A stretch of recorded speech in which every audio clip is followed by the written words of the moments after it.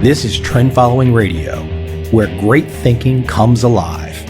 Nobel Prize winners, legendary traders, best-selling authors, and the pros that know what drive us irrational human beings. I am your host, Michael Covel. Not filtered, raw, honest. That's my passion.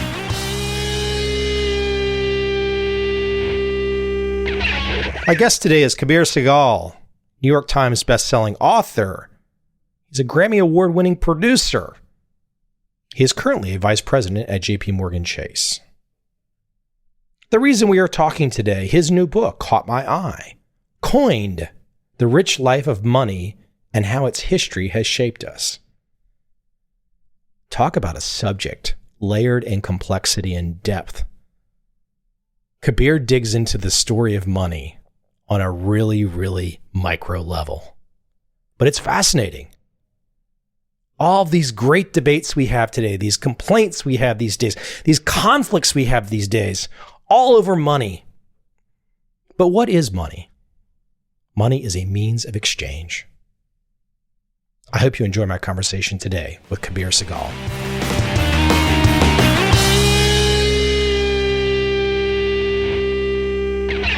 I got to jump right in with my first question. So, as I'm reading your book, the first thing I can't help but notice as an author, as somebody who has had to go out there and try to find prominent people that will give me the time to read my book and perhaps say something nice about it, I'd like to know the secret to getting two presidents, Paul Volcker, Walter Isaacson, Richard Branson, and a Nobel Prize winner to have the attention span to take a look at your work. That is an achievement, my friend.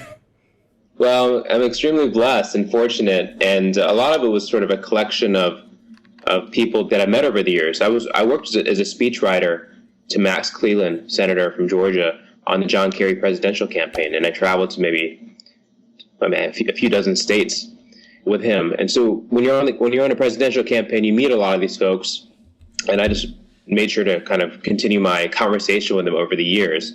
So that's how I met President Clinton and others.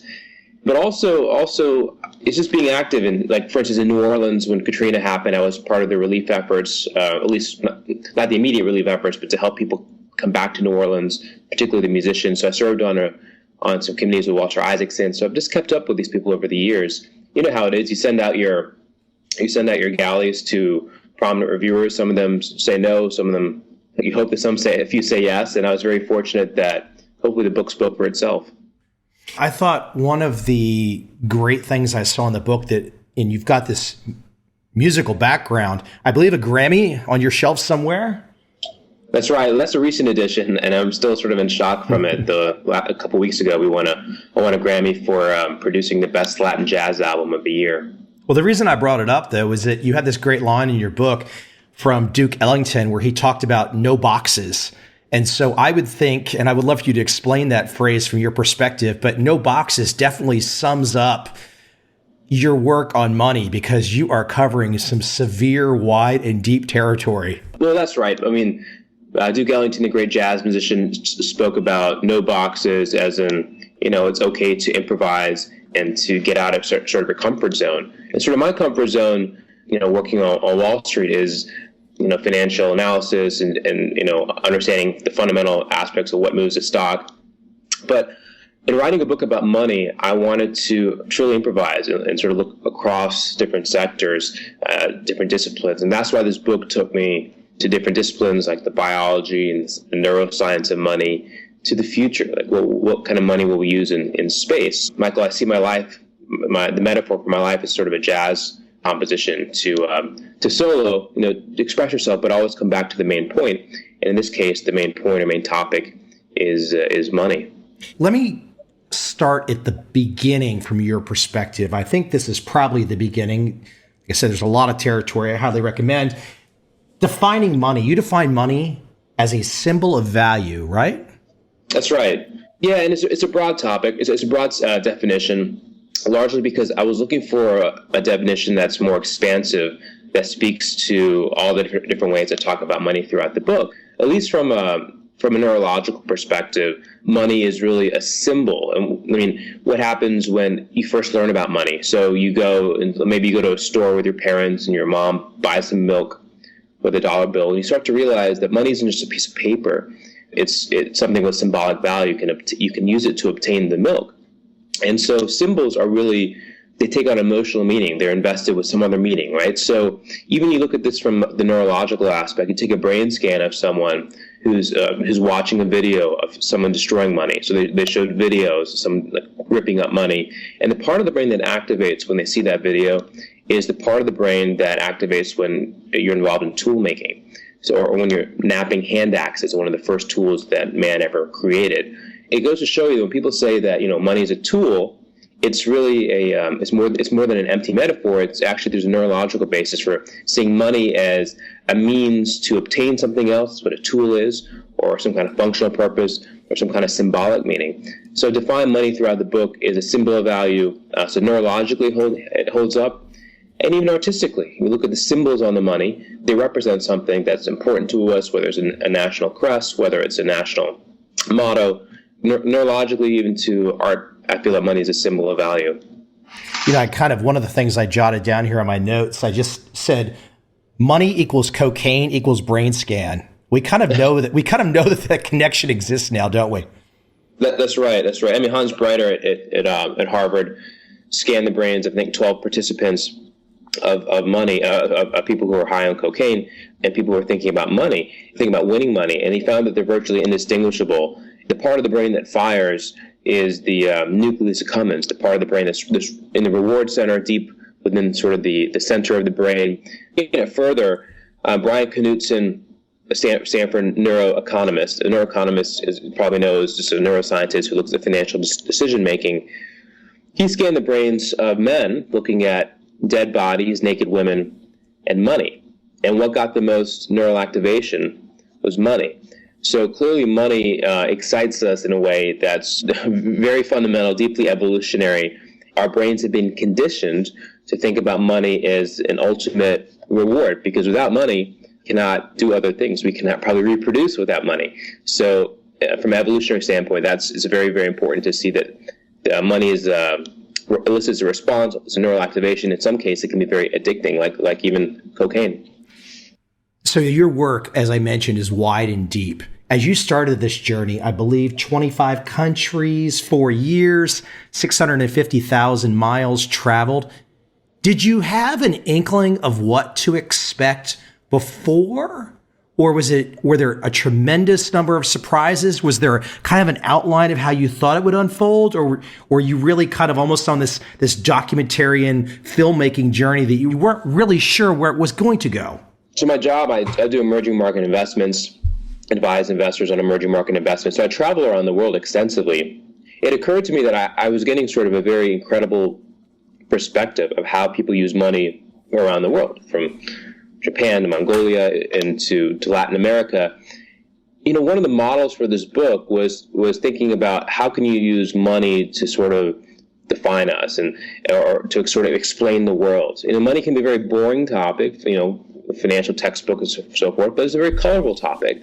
And so I wanted to, as I traveled, it was sort of midway through, I thought maybe I have enough material for a book. And if I could just use my travels and bend them certain ways to see different perspectives. So, for example, I was in Bangladesh and I met with an archaeologist, and he said, Kabir, do you want to see, I found an ancient civilization that no one has found before. It goes back 2,000 years. It's about 2 hours from here. Do you want to see it? And I said, well, how do you know it's that civilization? He says, based on the coins. So I wasn't planning to, see a excavation site on my travels to South Asia. But when the opportunity came up to go with an archaeologist to study about a lost civilization based on the coins that he found, I was like, let's do it. So I woke up early and went to go see it, and it was a really incredible adventure. And I think it makes for a great story within the book. I think all the topics that you bring up are definitely under the subject heading of money. But did you find it a challenge to try and thread this through as a story? Because I think on first glance, some people might think, well, gosh, these are disparate. But then, of course, when you ponder it, you're like, well, gosh, these are all under the topic of money. But did you find putting that thread, that through line together tough? Some of the stuff is, I would even admit, is maybe it's a stretch. Like, I started the book in the Galapagos Islands. Maybe I got carried away, but I wanted to see if there was an evolutionary basis for why we use money. That was where I was going next to my question. Why don't you talk about that trip to the islands and the evolutionary thought process, and why don't you break it down to the organism level, the sharing and the exchange among organisms? They don't technically use, whether it's organisms, animals, etc., they're not technically using money, but there is a sharing, there's an exchange that's taking place. Sure. I mean, that's the currency of the natural world is energy. Charles Darwin went to the Galapagos Island. That's obviously where he was inspired by his theory of evolution by natural selection. But I wanted to look at, why do we use money in the first place? Money is an instrument of exchange. Where does exchange come from? And you can trace exchange all the way back to the beginning of the cell. That was when you had this is many, many billions of years ago, when you had one cell, the prokaryote, sort of ingests another organism, and that organism was a mitochondria, and then it sort of lives. That was an example of symbiogenesis. Basically, eukaryotes, multicellular organisms, basically all of us, plants, humans, are made up of multicellular organisms. But the basis for the cell is symbiosis, is the mitochondria living within another cell. So that you can trace this on throughout into other organisms, other species. Like an ant colony works together to survive. Essentially, you look at when I was in the Galapagos Islands, I went diving and I saw a sea turtle getting cleaned by 5 or 6 wrasse fish that sort of clean it, and they the parasites serve as nourishment for them.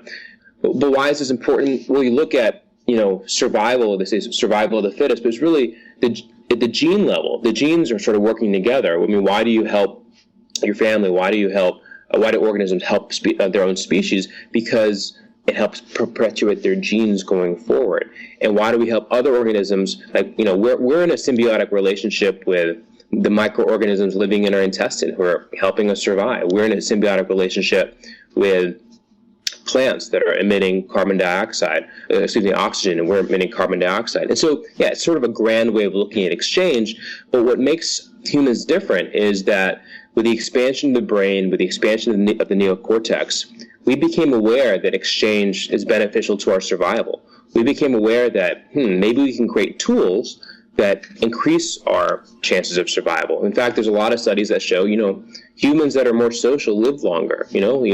Old people that live with plants even tend to live longer. Living alone can increase your chances of obesity and even diabetes.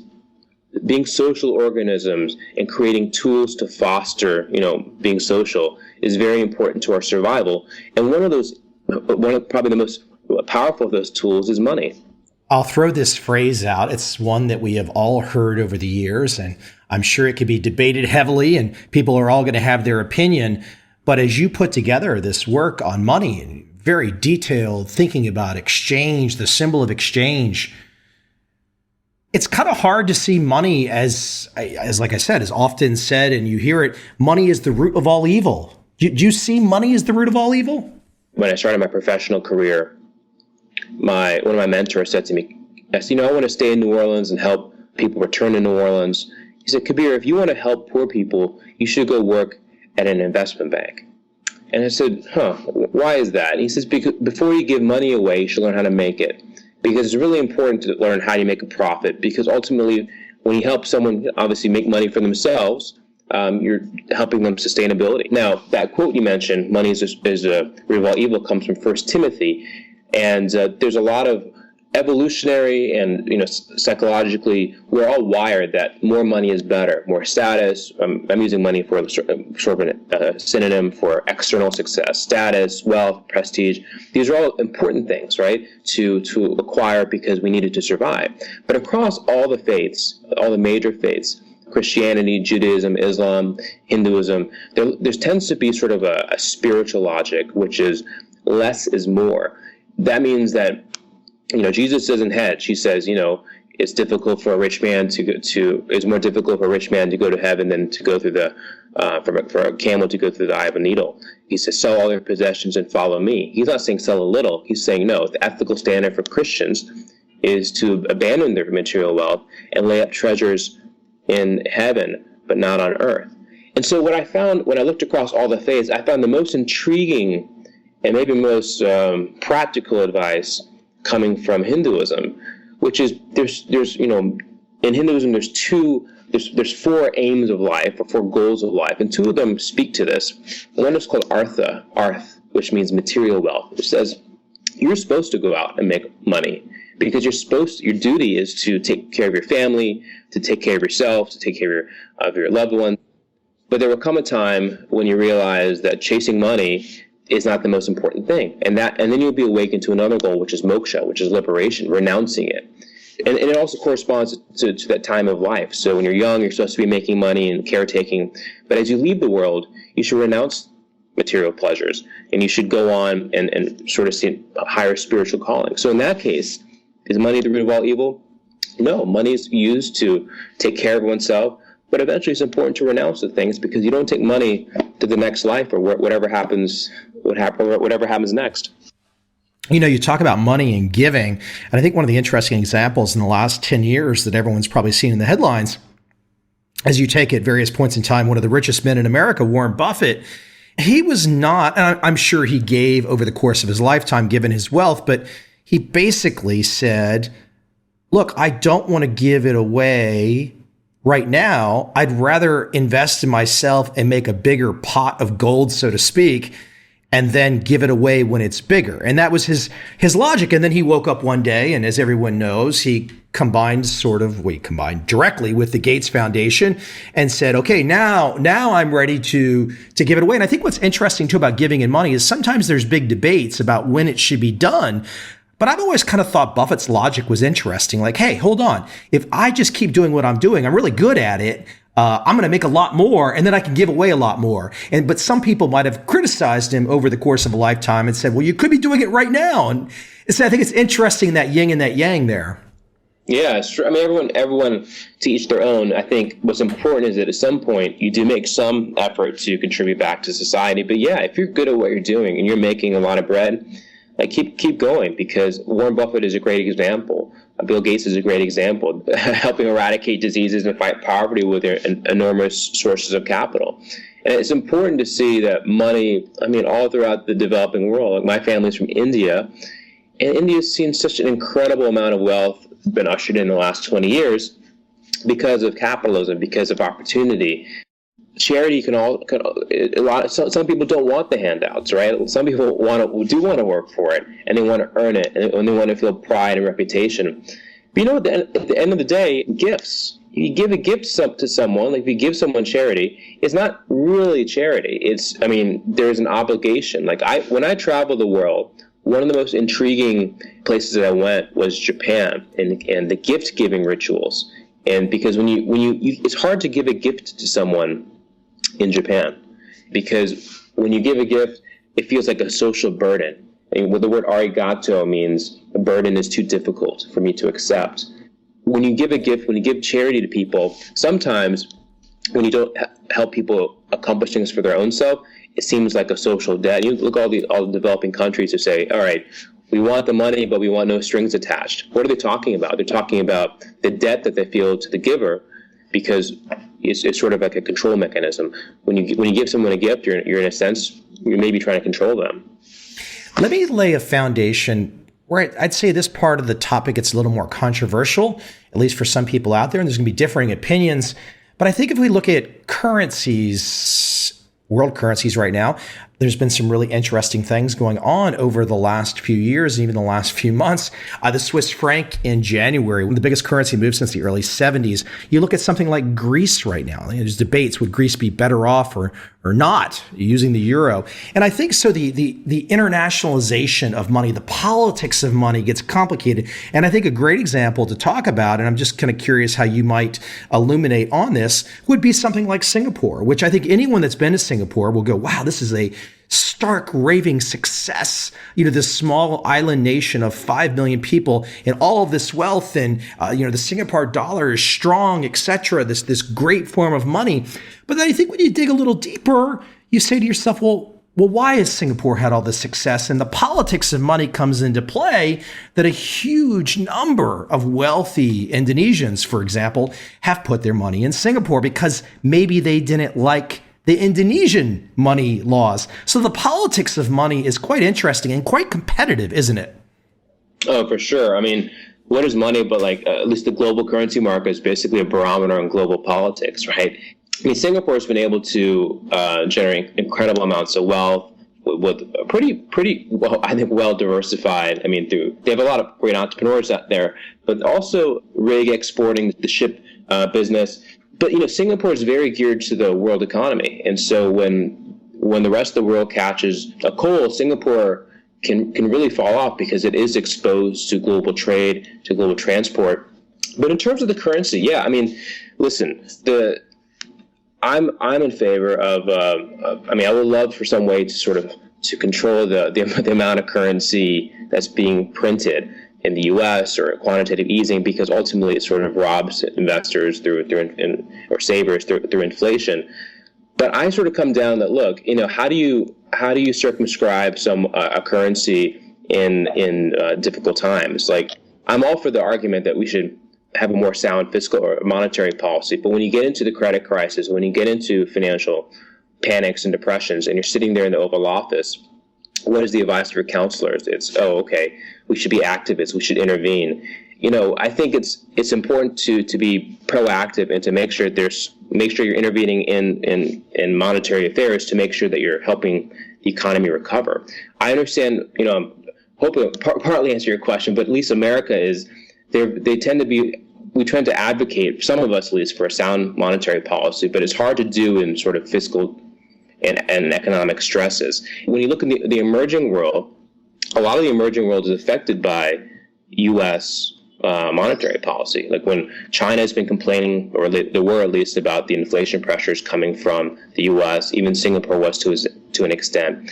You look at, getting back to Singapore, you look at what is the reason for Singapore's success. It's not just the currency. It's about incredible amount of regime, or the government has largely been in place for many, many years, the continuation through sort of the family. I think investors feel very secure about the sort of arguably low tax rate there. It's very safe. It's not sort of threatened geopolitically.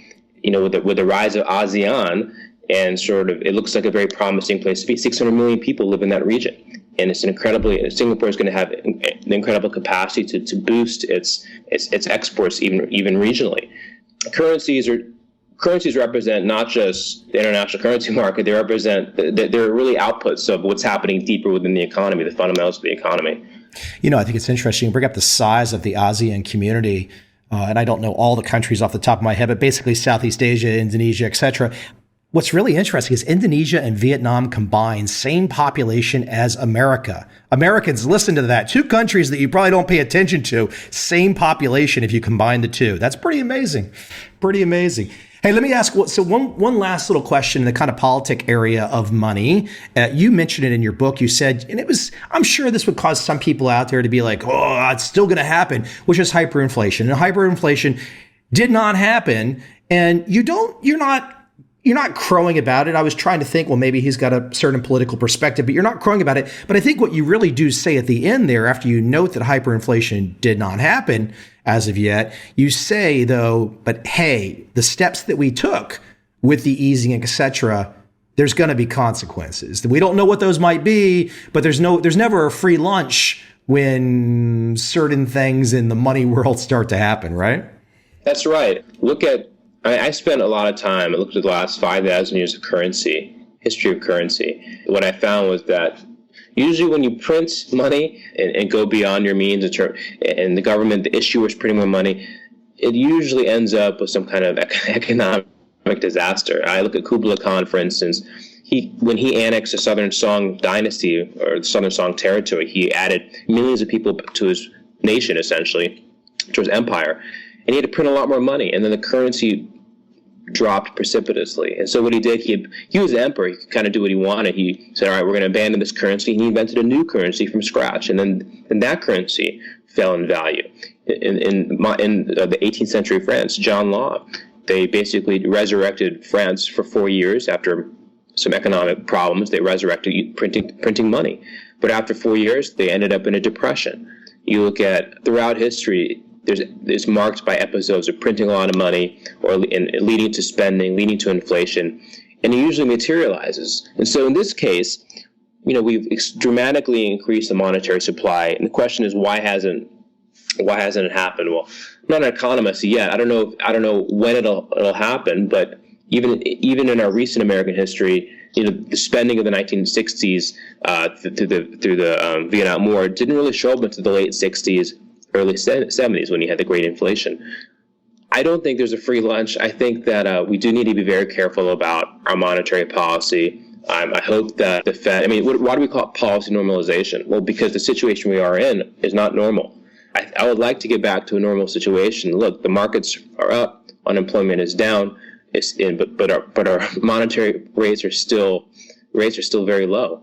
I like to go back to more normal monetary environment. The game is not over yet. We shall see what happens. Let's talk about a form of money, and maybe you would disagree. I think a lot of people out there think it's a form of money, a very ancient form of money that still to this day people still think is money, which is gold. And I would love for you to talk about gold, but also you've had the experience of going to the basement of the New York Fed and seeing all these bars of gold down there. Very cool experience. How did that happen? Yeah, it's fun. You can actually sign up for a public tour, and you go down to the Fed Reserve, the New York Federal Reserve, and you schedule a tour. And I went downstairs, and they keep hundreds of thousands of gold bars. And at the time I went, it was about $350 billion worth of gold down there in these blue metal vaults. The place smells like gold, and it smells like kind of safeguarded metal. It's the most protected place. They have on the second floor, they have a shooting range where these marksmen can practice if there were a burglary. There's never been a burglary at the Fed, though, except for in Die Hard 3, the movie. I went. It was quite informational. Gold, and also down there, it's sealed and watertight. There's no computers as to prevent from a cyber attack or digital attack.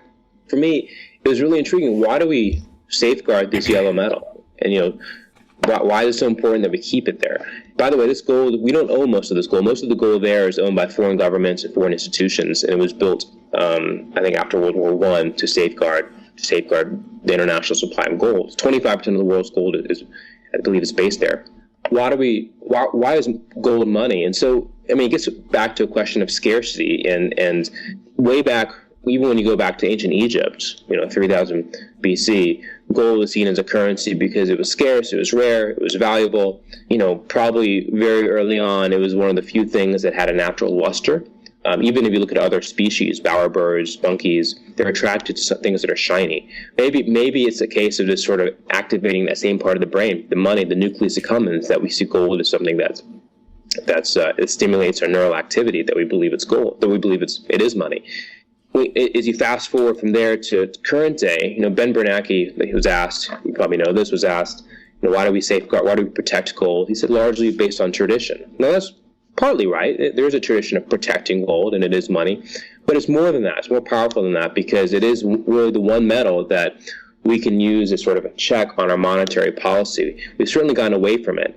But sort of the flip side is how do you stay to a gold standard? How do you stick to a gold standard in periods of economic duress? Like Winston Churchill said, it was the biggest regret of his life to go back to the gold standard, or the gold exchange standard, when he was Chancellor of the Exchequer in 1925. So I'm all for sound monetary policy, but it gets a little tough because you don't want to go through deflation through periods of economic duress. But I do believe that gold is probably the most sound currency out there, and we should think about ways of incorporating at least some guidelines of when we were on the gold standard to current day. Yeah, I'm sure there's a lot of people in my audience that would share that belief. I think, just to play devil's advocate, if I think about gold, the price of gold since the late 70s, since the late 70s till today, two massive run-ups, and of course rundowns. That's a really tough store of value to have those kinds of moves as your currency. If you're using your currency as a store of value, I think it seems like in the last bunch of years, gold has been more of a fear type thing, like the world's going to end, have gold, versus people truly believing in it as a store of value, because it's pretty damn volatile, which I think you probably share that belief. Let me jump in though too, because as we wind down, I want to jump into the logical extension, but the digital part of money. So you lay out all these interesting scenarios and anecdotes and stories in your book of the anthropology, the psychology, the art of money, all these different things we've not had a chance to talk about. But I kind of wanted to end on the digital part. So what happens?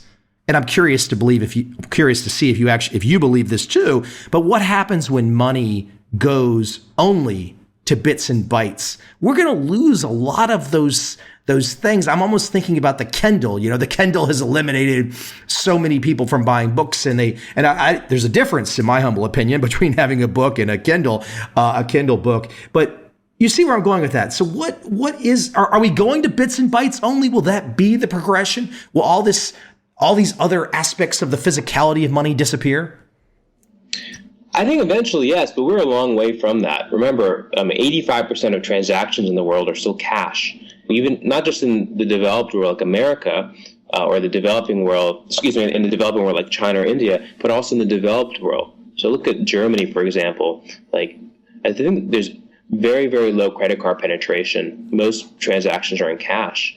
And that's because the word for sin in German is Schuld, meaning the word for debt in German, Schuld, means sin.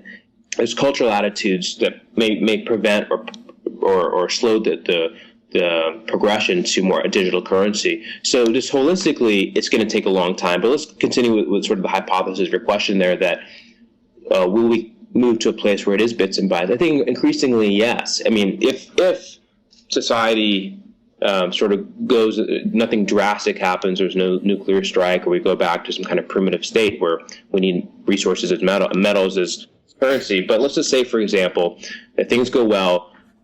Yes, I think we're going to be looking at a future where money really reshapes a lot of our human interactions. So remember, as long as money is activating the part of the brain, the nucleus accumbens, the reward center, it's going to continue to serve a function, whatever form it is. I mean, basically, our neurons will be rewired to think, okay, not as a cash as money or a credit card as money, but maybe there's a future where, science fiction writers talk about implanting a brain chip into your mind, where one day reputation will be a currency. So you walk into a restaurant, and all of a sudden they say, "Oh, Michael, you have a great reputation, and everyone knows your reputation. You get the best seat in the house." Well, we're already kind of there, because there are reputation sort of is a currency. Your digital platform, your digital presence, how many Twitter followers is sort of a currency in itself.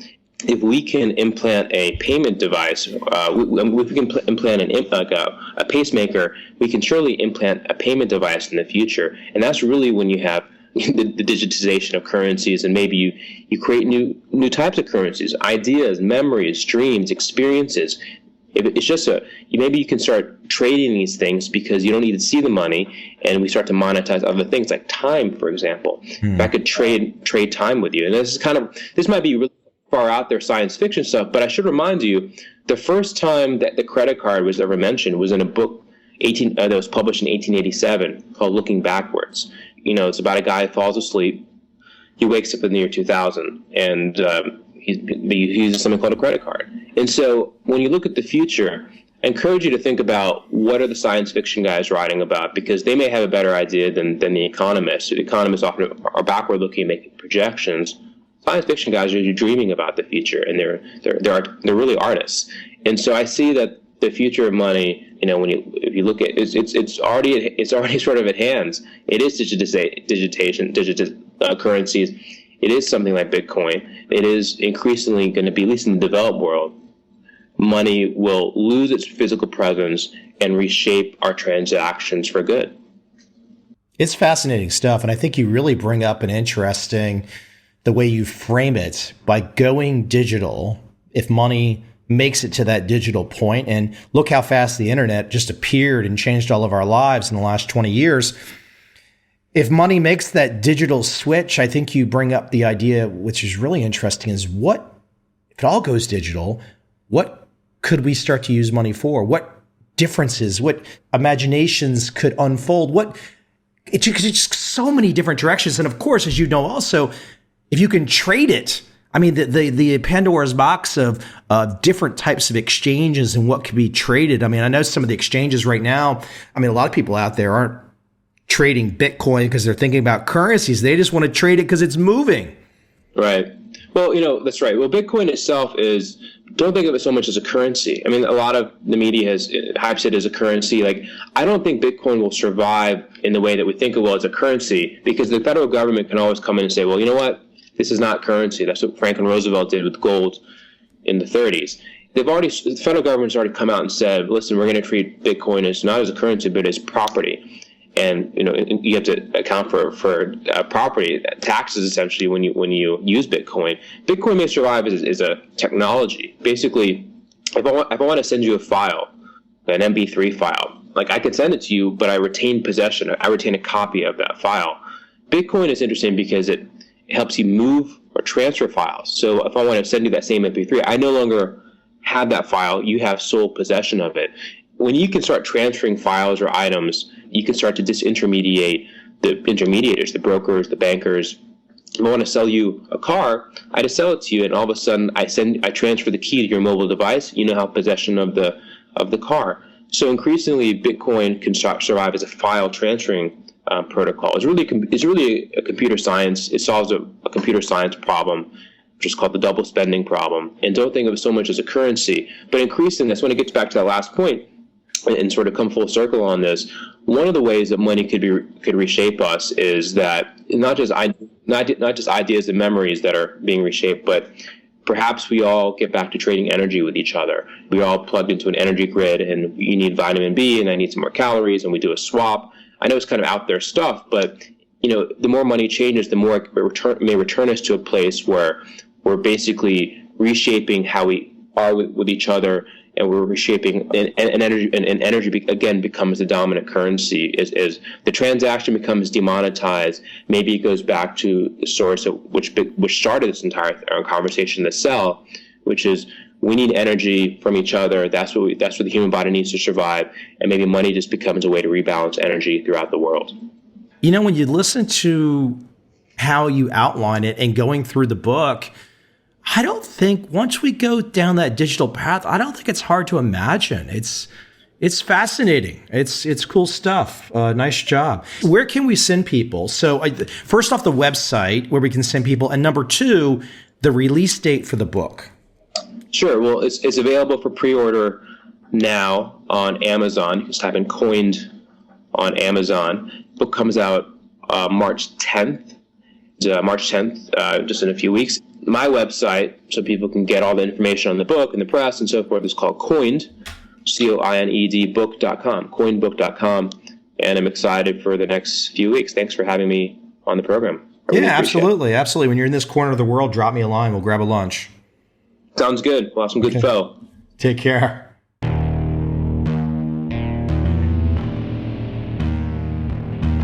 I see a time when those awake will understand how to make money in up, down, and surprise markets.